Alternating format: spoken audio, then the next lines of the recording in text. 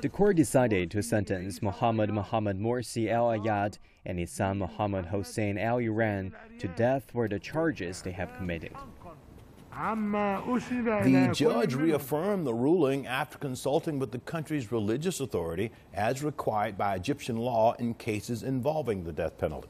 The religious authority issued non-binding opinions on such sentences. The ruling will automatically be appealed.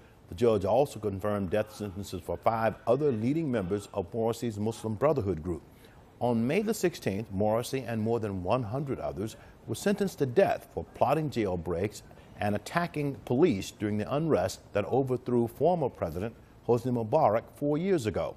When we spoke to our correspondent Adel Al-Mahoui in Cairo, he told us the situation was calm there, but protests might erupt. Around the court, it's very calm. Even security forces around the vicinity have not increased their presence.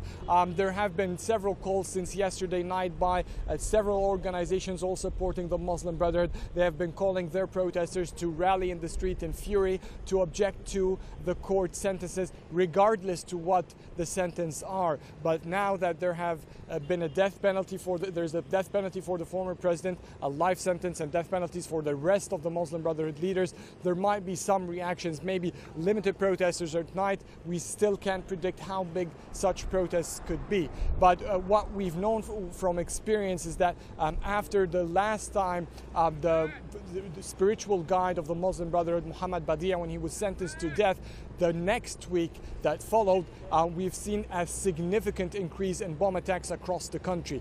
This might be the case, as security analysts warn the government to take more precautions. In some governorships where the Muslim Brotherhood is known to have a strong hold, there the Interior Ministry have already intensified its security measures and precautions. So from now on, we will be all watching to see what will be the reaction, how big it is from Muslim Brotherhood supporters, if any.